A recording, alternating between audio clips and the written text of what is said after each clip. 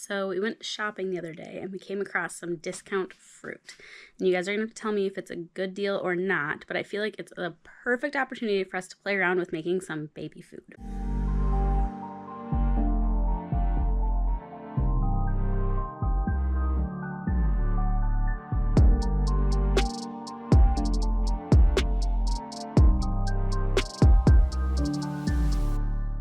So we got 2 bags of apples, and then this one is all apricots, and this one is mostly apricots with 2 apples. So I guess 50-50 for how small they are. But so each one was $2.99, so about $3 each. And we got these things. So we're gonna make a batch of, it's all just gonna be pureed. So we're gonna puree some plain apricots, and then we're going to make basically just applesauce. So my plan is to start with the apples first, because I think they're gonna take the longest. But really, I just need to get all of this fruit washed up, and then I need to start coring and peeling the apples and get those cooking down.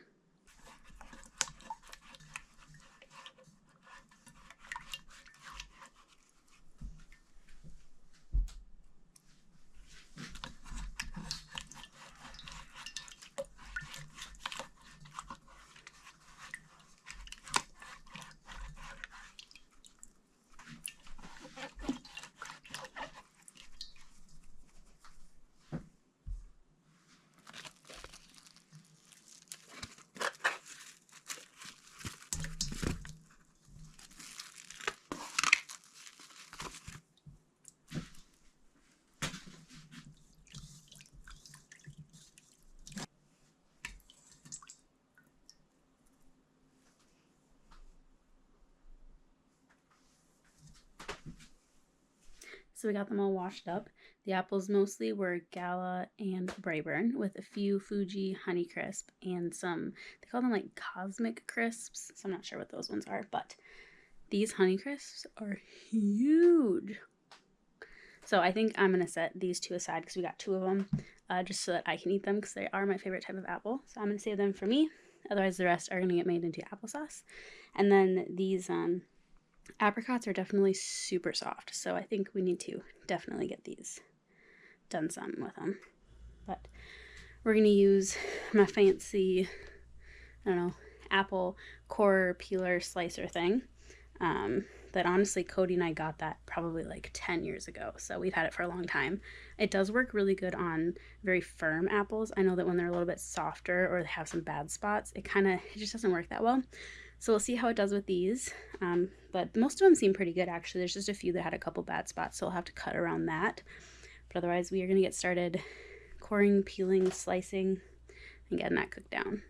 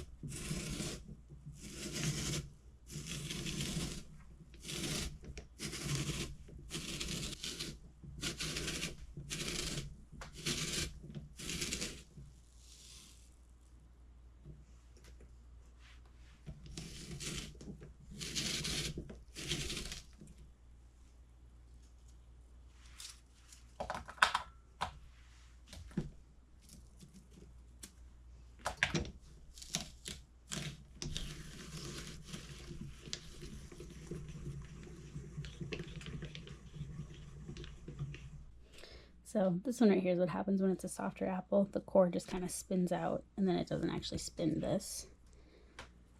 I think this blade right here might be getting really dull because it isn't doing a great job at skinning it anymore, but that's fine. I have a like a sieve that we're going to put it through to get the skins off later. This just kind of helps make the process a little bit easier.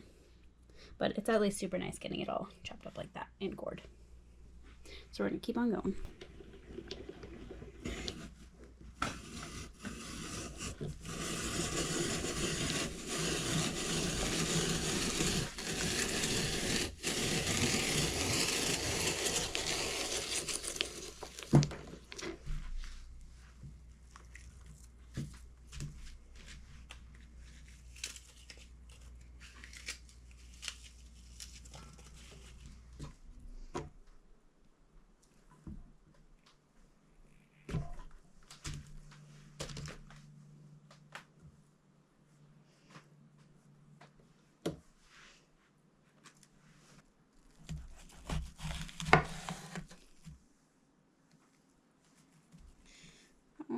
is pretty bad.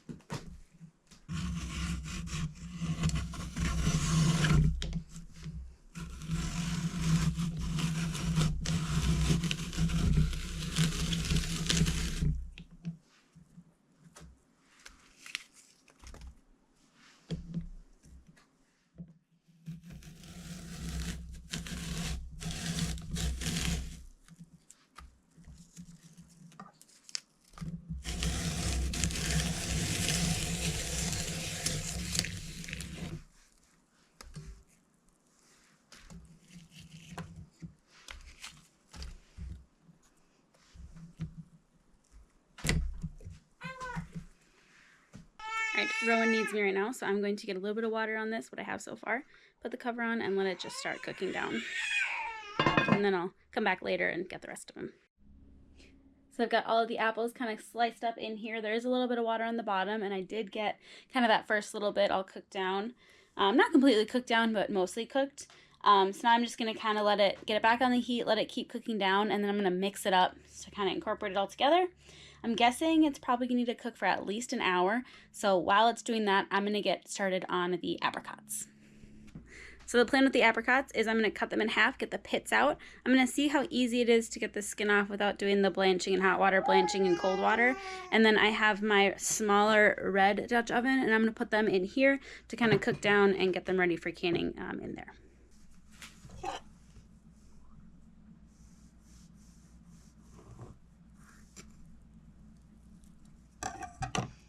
Oh, these pits come out super easy. I don't think I'm going to worry about the skin.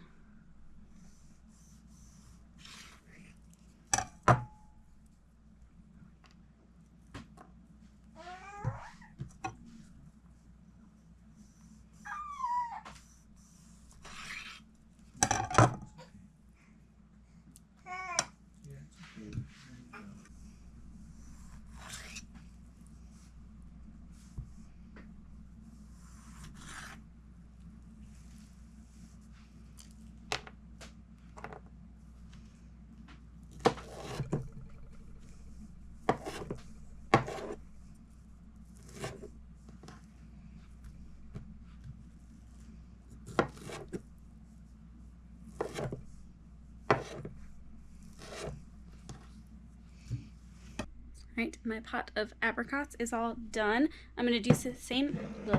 I'm going to do the same thing with these as I did with the apples. Add a little bit of water and then get them on the stove and cooking down. And then while both of those are kind of cooking down, I'm going to clean up because we have a quite large sticky mess in the kitchen right now.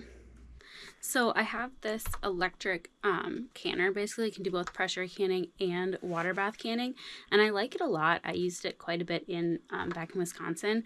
However, out here where we're kind of a little bit more conscious of the amount of electricity we're using, I just haven't used it very much, but we have an absolutely beautiful day today, lots of sunshine.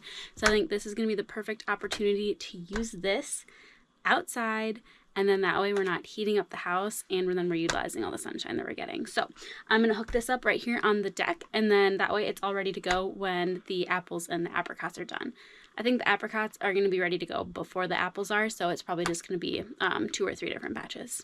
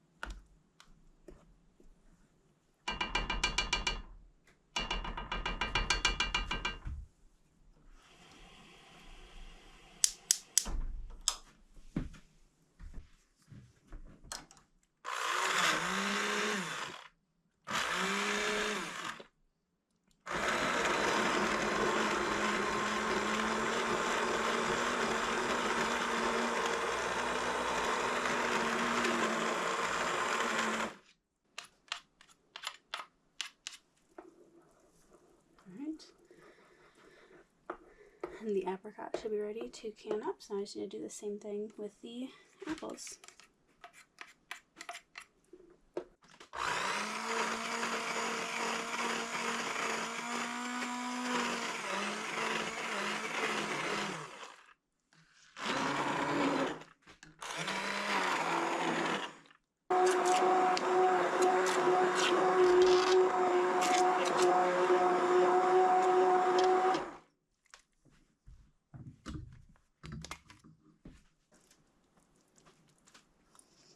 There's a random big chunk, but I think I'm going to call that good.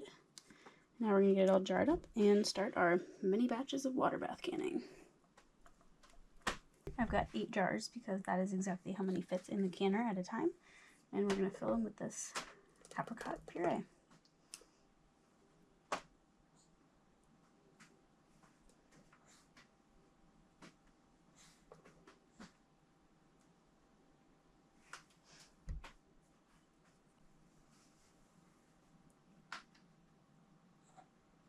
You ready to eat this, Rowan? Not for a couple more months. 2 more months? And then you can eat some of this. Does that look yummy? Does that look yummy? You can get actually a lot of jars out of this batch. I'm not gonna lie, I'm surprised.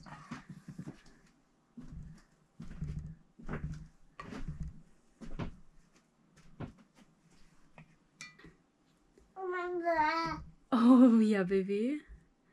We are about to can up some food for you. Whoops.